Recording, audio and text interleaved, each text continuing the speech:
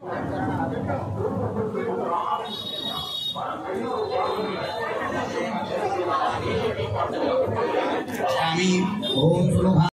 धूमकेतवे नमः। ओम गणाध्यक्षाय नमः। ओम बालचंद्राय नमः। ओम गजाननाय नमः। ओम वक्रतुंडाय नमः। ओम सूर्यपकर्णाय नमः। ओम हेरंबाय नमः।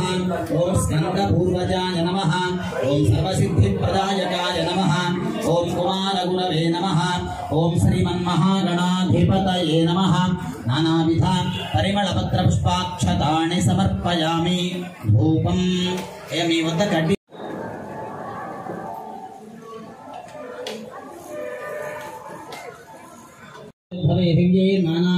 సామూహికంగా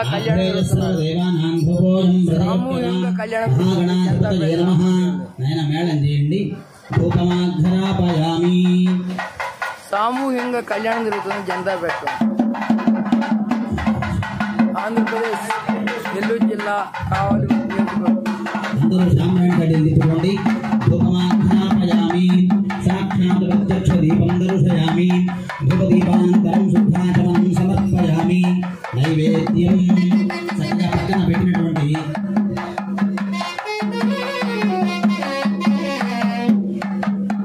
ఒక పండును గిల్లండి.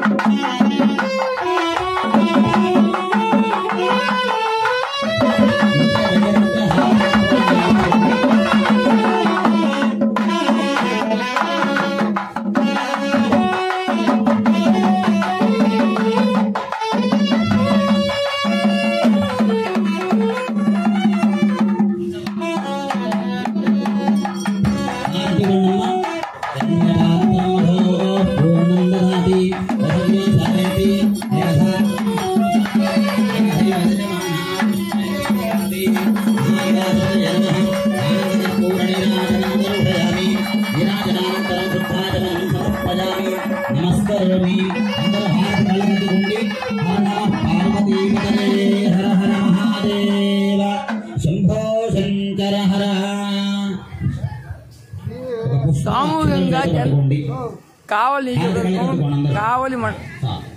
దూరంగా పెట్టుకోండి. కావలి నెల్లూరు డిస్టిక్ జాగ్రత్తగా వస్త్రాలకు తగలకుండా దూరంగా పెట్టుకోండమ్మా. దూరంగా పెట్టుకున్నాను చెప్పేసి దూరంగా ఉండవాకండి. ఒకసారి జాగ్రత్తగా పెట్టుకోవాలి. పక్క వాళ్ళకి తగులుతుంటాయి, జాగ్రత్త. ఓం సుముఖశ్చైకదంతశ్చకపిలో వక్రతుండ మహాకాయ సూర్యకోటి సమప్రభ నిర్విఘ్నం కురు మే దేవ సర్వకార్యేషు సర్వదా తత్పురుషాయ విద్మహే వక్రతుండాయ ధీమహి తన్నో దంతిః ప్రచోదయాత్. అభీక్షితార్థసిద్ధ్యర్థం పూజితో యస్సురైరపి సర్వవిఘ్నస్య తస్మై గణాధిపతయే నమః. స్వామివారి పుష్పాక్షరవేశ నమస్కారం చేయండి. పాదారవిందయోః వేదోక్త వర్ణశ్రుతేహమధ్యాచంద్రజా स्वामश्रुराजके तत्सायानुब्रह्मणा वन्दमानस्तदाशास्ते यजमानो हविर्भिः अहेडमानो वरुणेह बोधिरुषम् अयमीर्माल नोट्लिद्दूर्ले इब्बंदि एं लेदु नोट्लिद्दूरु गानि रूपायि विडयमाकर्ल अदि अहेडमानो वरुणेह बोधिरुषकं समानाय प्रमोषैः. ओम भूः वर्णमावाहयामि. ओम भवः वर्णमावाहयामि. ओम सुमः वर्णमावाहयामि. ओम भूर्भुवस्सुमः वर्णमावाहयामि. स्थापयामि पूजयामि. वास्तोष्पदे प्रतजाने यस्मान् स्वावेशो अनमेवो भवानः यद्वेमहे प्रतिदन्नो जुषस्वसन्नजेधिद्विपदे सञ्चतुष्पदे इति दक्षिणकलशे. ओम भूः वास्तपुरुषमावाहयामि. ओम भवः वास्तपुरुषमावाहयामि. ओम सुमः वास्तपुरुषमावाहयामि. ओम भूर्भुवस्सुमः वास्तुपुरुषमावाहयामि स्थापयामि पूजयामि ब्रह्मजिज्ञानं प्रथमं पुरस्तात् श्रीमतः सुरुचो वेनावः सपुत्रयामुपमा स्वस्तिनः पूषा पुष्पवेदाः स्वस्तिरस्ताक्षो अरिष्टनेमिः स्वस्तिनो बृहस्पतिर्ददातु अष्टौ देवावसवः सौम्यासः चतस्रो देवीरजराश्रविष्ठाः ते यज्ञं पान्तु रजतः परस्तात् संवत्सरेण नृपतु स्वस्ति అందరూ కూడా నమస్కారం చేసి పలకండి మహ్యం మమ సాహకాయతయా సర్వతో త్వాదదాహం పరిభూయాః సర్వావృద్ధిమార్ధోత సర్వామృద్ధమర్ధనోతి ఏవం వేద అధ్యాస్మహవ్యేర్నమసోపసద్య మిత్రం దేవం మిత్రధేజన్నో అస్తు అనురాధాన్ హవిషా వృద్ధజంతః శతంజీవేవ శరదస్య వీరాः త్రీణి వై దేవానాం వృద్ధాని త్రీణి శతాగుం సిత్రీణ సమనాని ప్రజై అర్ధిర్భవంతో కృణంతు అర్ధతామృద్ధిः సమృద్ధిः అందరూ నమస్కారం చేయండి అమ్మ అక్షత వేస్తారు స్వామివారు అర్ధతామృద్ధిः సమృద్ధిः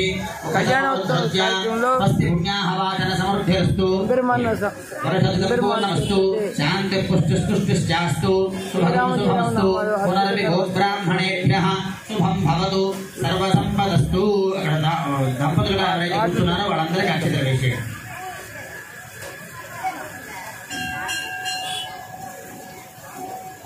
नाना गोत्राभिवृद्धिरस्तु तथास्तु सर्वे जनाः सुखिनो भवन्तु सुखी को हव्यामरतु सुखी नागं सुजगुंहनां यद्भरकं स्वजुभ्यः अर्धेन सत्यव्रतदापआजिञ्चतु जन्मानुसुजयपावकाः अग्निसुजिव्रतमस्तु जर्विप्रस्तुजिकविः सुखीरोचिताहुतः उदग्नेपितजस्तमशुक्राभ्राजन्तलीरते तवज्योतिगुष्यर्चयः एतोन्विन्दं स्तवाम शुद्धं शुद्धेन साम्ना शुद्धैर्वृद्धैर्वा वृद्धांसं शुद्ध आशीर्वान्मत्तु इन्द्रशुद्धो नागहे शुद्धः शुद्धाभिरुदिभिः शुद्धो रजन्यधारय शुद्धो मध्ये सौम्यः इन्द्रशुद्धो हिनो रयं शुद्धो रत्नानि दाशुषे शुद्धो रुद्राणि दिग्गजे शुद्धो वाचं शशाशसि अकर्तीजनान्तिजनन्ये अचितिर्तीजनवाడు వాడుకుంటారు అదే ఏన దేవాః పవిత్ర స్వరూపేభ్యః స్వస్తి పుణ్యాః వచన मंत्र जप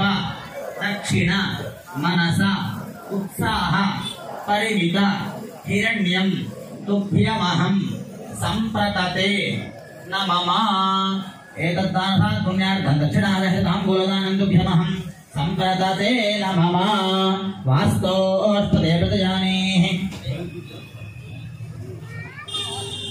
वास्तोष्टदे प्रजानीः कस्मान् स्वावेशो अनमेवो भवानः यत्प्रेमहे प्रतितन्नो विहस्वसन्नजे सिद्धिपदे सिद्धिदुष्पदे वास्तोष्पदे षण्मजा संसदाते सक्षेमहिरण्मया दासवत्या नेर्यदशा गुणं मृगस्य श्रुतमा एकशिलापुरवास गोविन्द कावलिपुरवास गोविन्द गोविन्द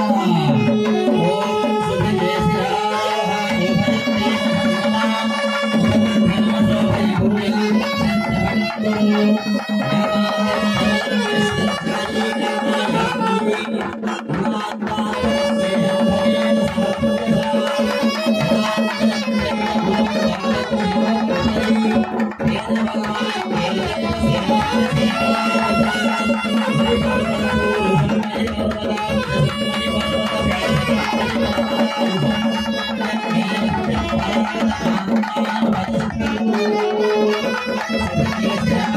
सुभगे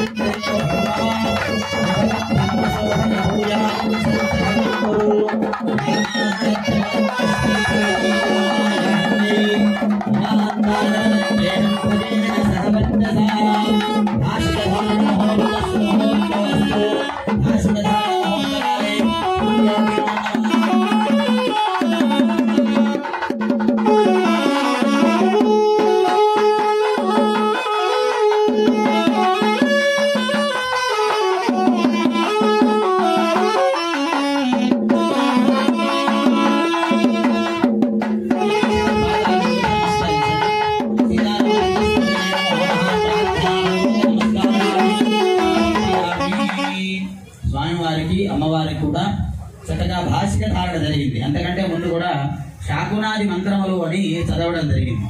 ఈ శాకునాది మంత్రములు అంటే మనం ఇంట్లో బయలుదేరి రామకార్యార్థమై బయలుదేరుతూ ఉన్నాం. ఇప్పుడు అనేక రకాలైనటువంటి శకునములు ఎదురవుతాయట. కొన్ని దుశ్శగుణములు ఉంటాయి, కొన్ని సుశగుణములు ఉంటాయి. మంచి శకునాలు, చెడు శకునాలు అంటారు. కాబట్టి భగవత్ కార్యార్థం మనం బయలుదేరి వెళుతున్నా లేదా అనేకమైనటువంటి కార్యాలయంలో మనం బయలుదేరి వెళుతున్నప్పుడు మనకు గనక దుశ్శకునములు ఎదురైతే ఆ కార్యమునందు భంగములు వాటిల్లుతూ ఉంటాయి. కాబట్టి వాటి నుంచి కూడా భంగములు తొలగిపోయి మనం చేస్తున్నటువంటి రామ కళ్యాణమునందు ఎటువంటి విఘ్నములు కలగకుండా ఉండుగాక అని ఈ శకునాది మంత్రములు అని చదివారు.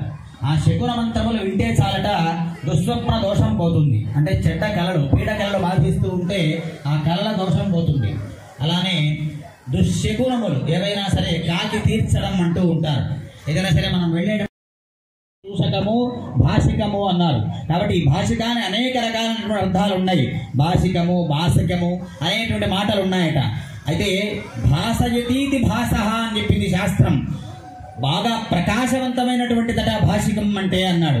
ఎందుకంటే ఆ నుదుటికి ఎక్కడైతే పెళ్లి కుమారుడికి పెళ్లి కుమార్తెకు కడతామో అక్కడ నుంచి కూడా వాళ్ళకు విచిత్రమైనటువంటి కాంతి కలుగుతుందట, ప్రకాశవంతమైనటువంటి మోము కలుగుతుందట.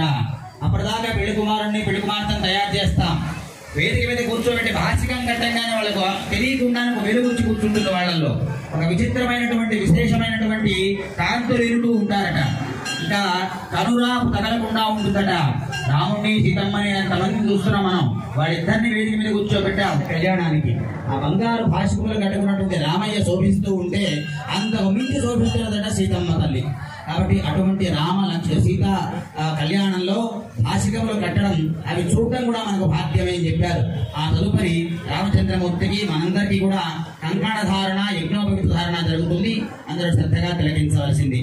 ఓం విష్ణు విష్ణు పూర్వోక్తైవమణ విశేషణ విశిష్టాయాం శుభతిథౌ పూర్వ సంకల్ప ప్రకారేణ సీతారామచంద్రస్వామి లీలా కళ్యాణ మహోత్సవాఖ్యే కర్మణి ఆదౌ లోక సంరక్షణార్థం రక్షాసూత్ర సహిత యజ్ఞోపవీత ధారణం కరిష్యే. తదంగ యావచ్చక్తి ధ్యానావాహనాది షోడశోపచార పూజాంచ కరిష్యే. ఓం అసనేతే పునరస్మాచక్షుపున ప్రాణమహనో దేశి భోగం యోపస్యేమ సూర్యమిత్యనంతమనమతే మృజాన స్వస్తి. అమృతం వై ప్రాణ అమృతమాప ప్రాణానేవ యథా స్థానముపజతే. స్వామిన్ సర్వ జగన్నాథ యావత్ పూజావసానకం తావత్ ప్రీతి భావేన ద్రవ్యేస్మిన్ సన్నిధిం కురు. రక్షాసూత్రదహిత యజ్ఞోపవీతాధిష్టాన దేవతాయై నమో నమః. స్థిరో భవ వరదో భవ సముఖో భవ సుప్రసన్నో భవ.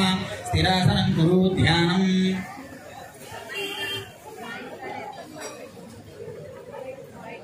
నమోస్తు సర్వేభ్యో ఏకేతి పృథివీమనో ఏ అంతరిక్షే దివ్యేభ్యః సర్వేభ్యో నమః.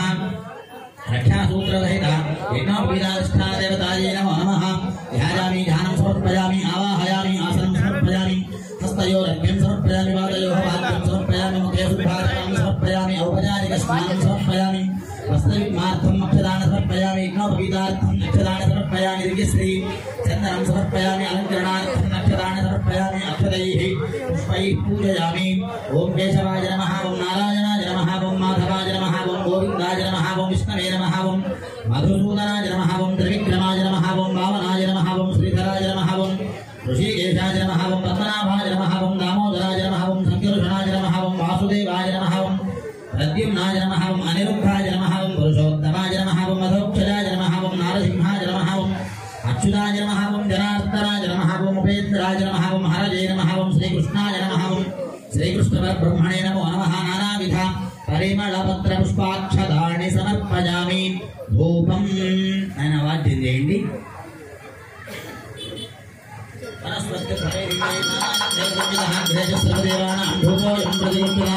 ధూపమాఘ్రాపయామి. సాక్షాత్ ప్రత్యక్ష దీపం దర్శయామి.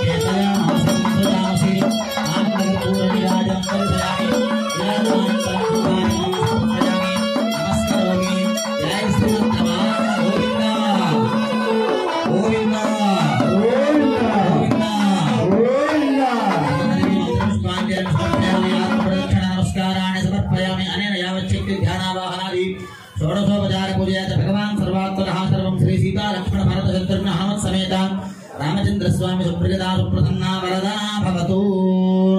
గోవిందనామం చెప్పినప్పుడు గట్టిగా చెప్పాలటండి. చేతులారంగ శివుని పూజింపడేని, నోరు నవ్వంగ హరికీర్తి నుడువడేని, దయయు సత్యంబులోనుగా తలపడేని, కలుగనేటికి తల్లుల కడుపు చేటు అన్నారు పోతన గారు భాగవతంలో. చేతుల నిండా పూజ చేయాలట, చెంబు నిండా నీళ్ళు తీసుకుపోయి ఈశ్వరుడు మీద పోయాలట, ఉడికిందని పోయాలట. ఆయన ఉబ్బులింగడు, ఒక్క చెంబు నీళ్ళు వస్తే చాలడు ఉబ్బిపోతా అట స్వామివారు పరమేశ్వరుడు. ఏం కావాలి నేను చెప్పంట అట. అసలు ఇంకా మాట్లాడితే ద్రాక్షారామం అనేటువంటి మన క్షేత్రం ఉంది. అక్కడ భీమేశ్వరుడు అనే ఈశ్వరుడు ఉన్నాడు. ఆయన మహత్యం రాస్తూ మహాకవి కాళిదాసు గారు ఆయన ఒక మాట చెప్పాడు.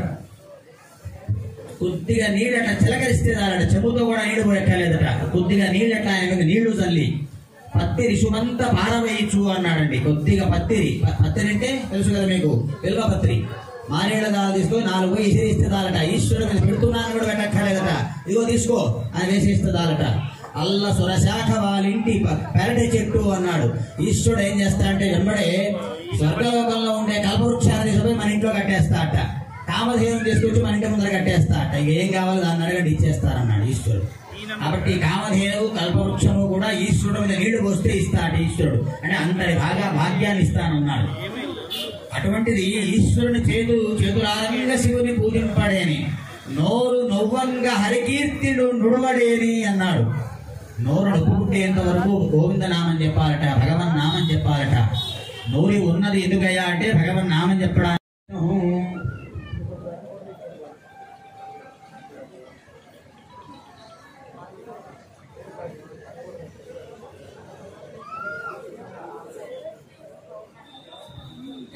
అందరికి ఇచ్చేసేయండి, తలా 2 ఇచ్చేసేయండి. కూర్చున్నటువంటి దంపతులందరూ కూడా తలా 2 కంకణాలు పట్టుకోండమ్మా.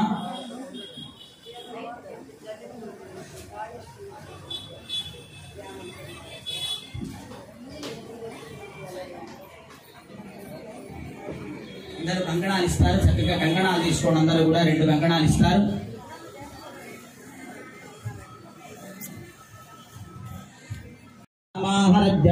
శ్రద్ధాజీ కామాయాన్యై ఇమాంతామపరక్యేహం భజేన సహ వర్చసా.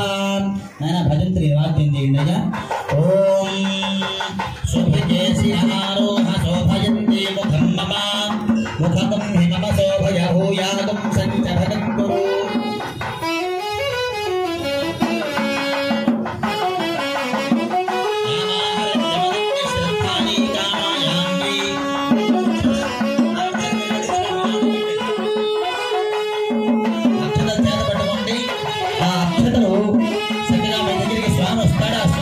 ఆడవాళ్ళకి ఇవ్వండి, ఆడవాళ్ళకి కూడా కట్టాలిగా.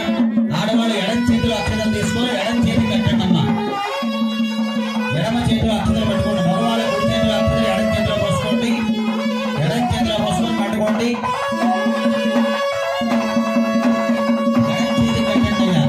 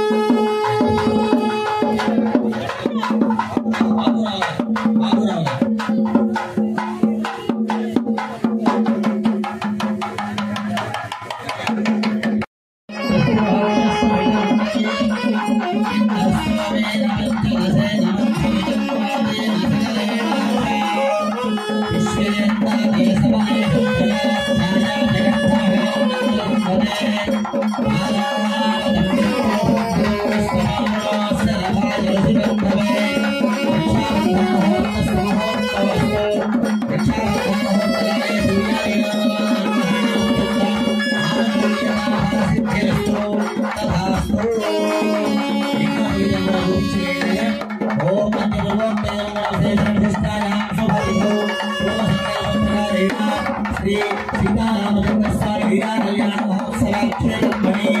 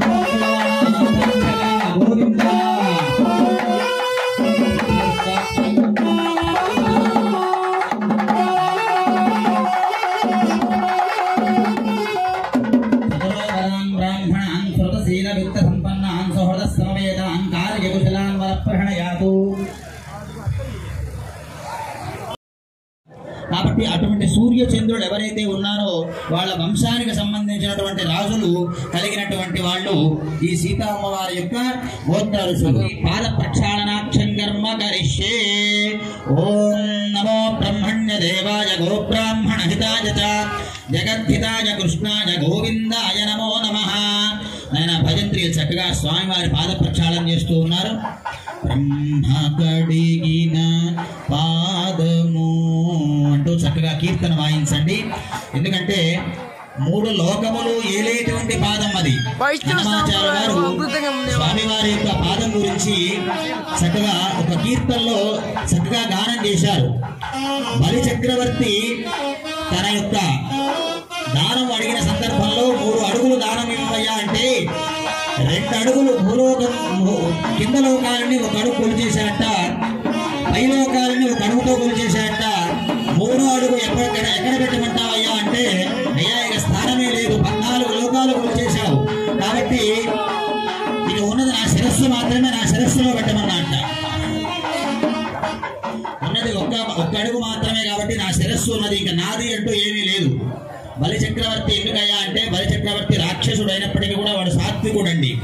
కాబట్టి ఆ బలి చక్రవర్తి ఇచ్చినటువంటి అనుగ్రహం ఏమిటయ్యా అంటే ఇప్పటికీ పాతాళ లోకంలో ఆయన చిరంజీవిగా ఉండి పాతాళ లోకాలన్నీ కూడా ఆయన ఆధిపత్యం వహిస్తుంటాట.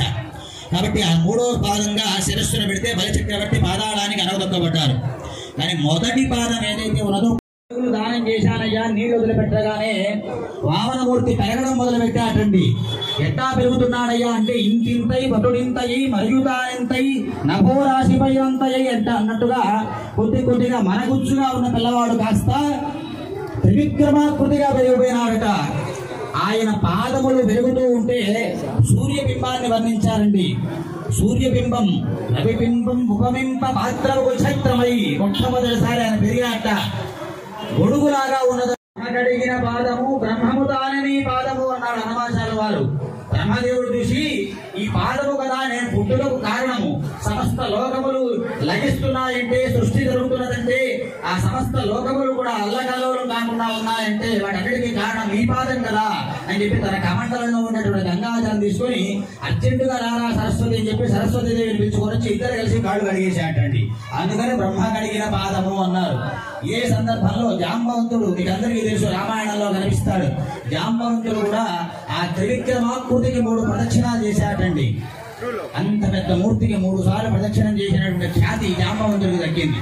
కాబట్టి అటువంటి బ్రహ్మ కడిగిన పాదములు ఈ రోజు రోజు కూడా మనం దేవాలయానికి వస్తే ఆ స్వామి పాదముల శిరస్సును ధరిస్తూ ఉండేటువంటి పాదములు రామచంద్రమూర్తి పాదములు 14 సంవత్సరముల పాటు అరణ్యవాసానికి వెళితే భరతుడు తీసుకొని వెళ్ళి నంది గ్రామంలో సింహాసనంలో పెట్టి అయోధ్య నగరాన్నంతా యావత్ భారతదేశానంతా ఏలినటువంటి పాదములు రామ పాదములు.